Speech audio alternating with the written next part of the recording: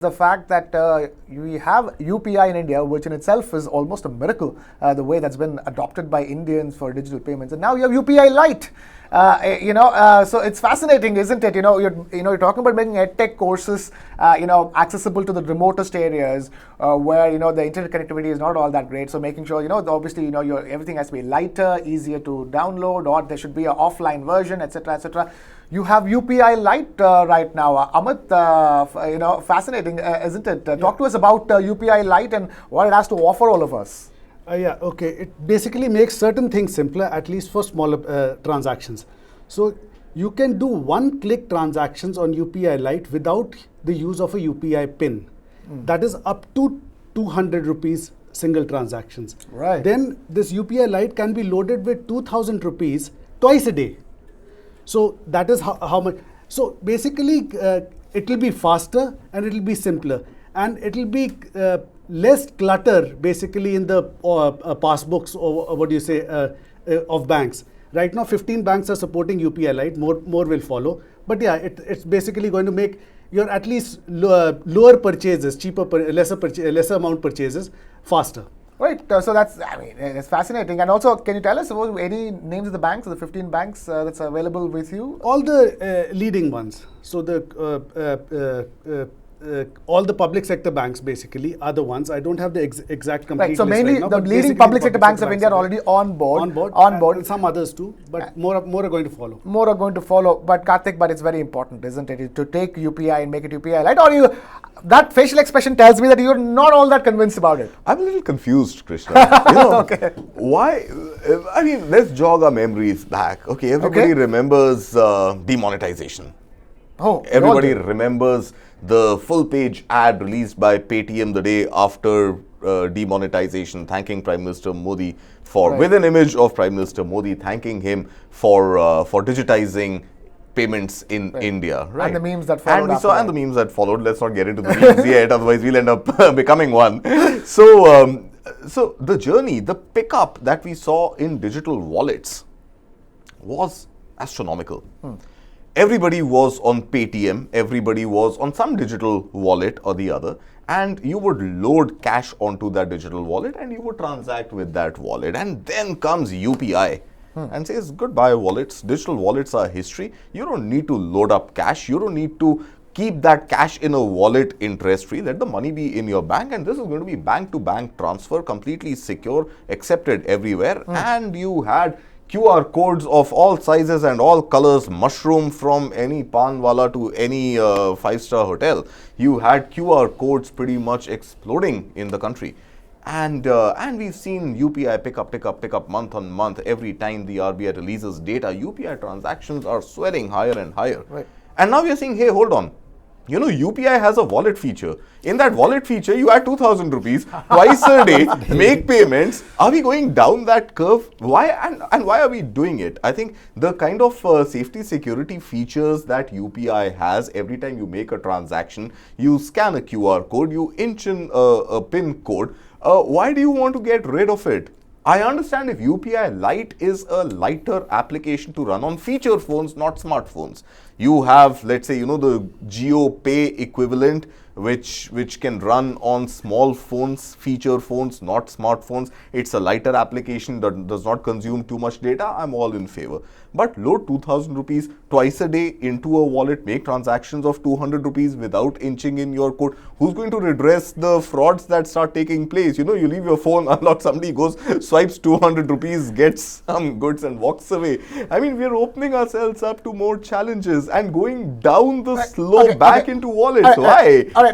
Why? Hold on. The moment I heard of UPI Lite, my thought was to a particular instance when I had to pay my Uber driver, and the drop was at a particular spot close. There was no internet. Where there was no internet. Happens all the time. So, and I'm like, I really wished there was a wallet from which I could transfer. But that wallet would still need internet connection, Krishna. I don't think UPI Lite is going to solve for those dark patches where you can't pay your cab driver, because that transaction also has to go through the internet. Right. It's not going to go through Bluetooth or go through any other wireless technology. Okay. So if that objective is not going to be I met, don't think so. I don't think so. Even I don't give. I don't care too much about the UPI Lite. But Amit, do you have any arguments in favor of UPI Lite at this stage? Now that Karthik has chosen to deconstruct it completely, and this confusion stays in my mind even for the central bank digital currencies. You've spoken to experts, so you can tell us about that after Amit gives us his number. Karthik, the e-rupee and the fact that now you can use the e-rupee through UPI, which is again a wallet, right? It's again a wallet. So yes. I mean, what good is it really serving anybody? The retail. I was about to say it's an argument for a different day, but okay, please go ahead. Never mind. We're with the normal rupee right now. Point is that the UPI Lite is, we're discussing it for the normal rupee right now. Amit, any arguments in favor at all? I suspect that maybe they got some market research which showed that they are losing out on certain large chunk of customers who prefer wallets, which other platforms are offering. But wallets are available already. So probably UPI also wants him to basically get into that space. I really see the point over there. That is the reason why world over, if you see, apart from China, of course, people have been skeptical about getting onto the entire, digital transaction from bank to bank. That is, UPI basically does it from your bank to somebody else's bank account. That's right. And that means that your UPI account is directly linked to your bank account, opening it up for the vulnerabilities of hackers. Now, that is a fear. I know Indians have gotten over that fear completely and have gone miles ahead of it. Encrypted. Yeah. Your bank account number doesn't But there has to be a world where those with the fear can live too. We can't have it like, we've gotten over the fear.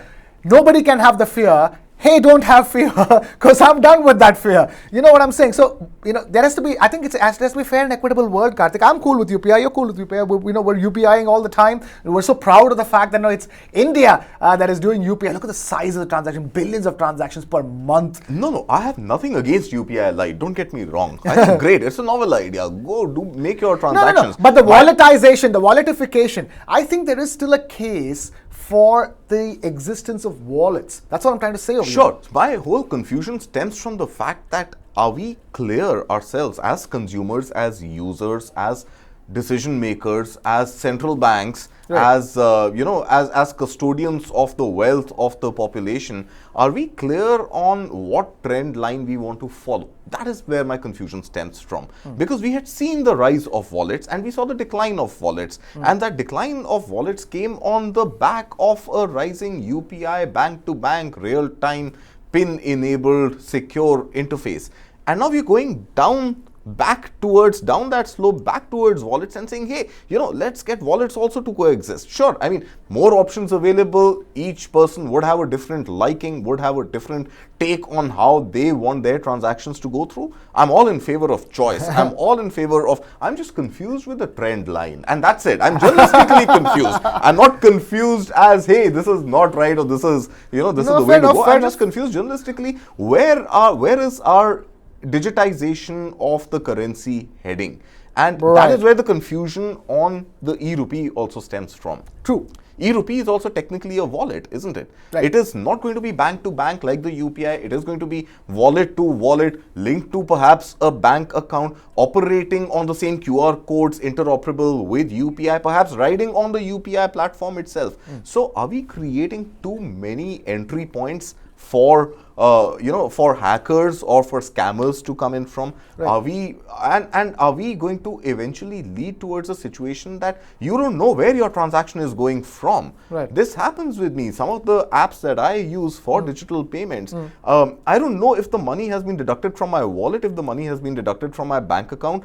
And when I enter, let's say, a toll booth or something, I realize, hey, my wallet has dried out because the payments I thought I was making from the bank actually went from the wallet. And then I'm creating a traffic jam for others behind me. Anyway, that's a personal Fair enough, Karthik. But I'm saying, we are offering too many products without really being able to understand, I feel, where we want our digitization of money to head to eventually. How about making UPI as secure as possible, and so that that fear is completely stamped out, and we just move on to the next level of being able to make payments through face reading or something like that.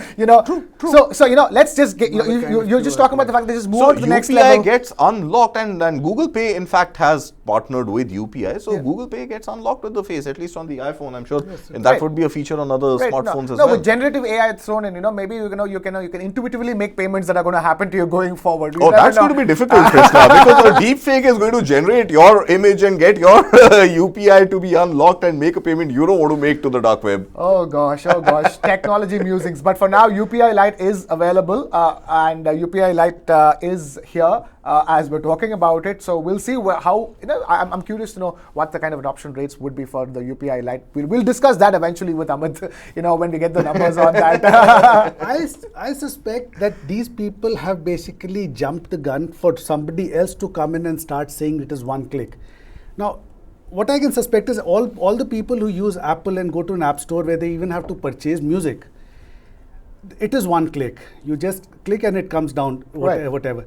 So probably with ONDC coming on, UPI wallets will basically make that one click on at least ONDC, and probably that's where the direction is, to drive traffic that side. This is my suspicion. Fascinating. Fascinating. Because ONDC, talking about ONDC, right now the e-rupee and e-rupee through UPI and e-rupee through wallets is mainly available to traders.